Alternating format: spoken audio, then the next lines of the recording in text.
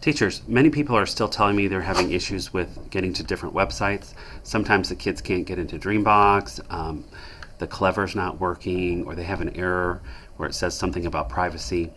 Make sure that you have WebPass enabled. If you ever see this screen on your computer or a child's computer, make sure you click on the install button because you do want the WebPass.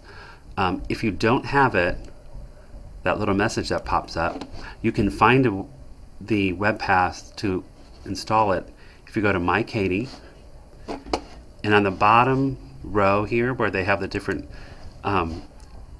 categories, go to where it says Training and Help, and on Training and Help there's a button that says Chrome Web Pass, and when you're on the Chrome Web Pass, it's going to take you to the Chrome Web Store. You want to make sure you add it to Chrome.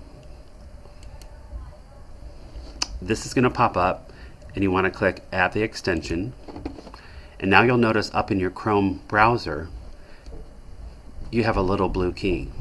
If you have the blue and white key, then everything should be working correctly.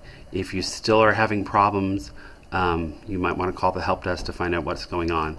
But if you have that blue key on the browser and you're on the internet, everything should be working the way that it should.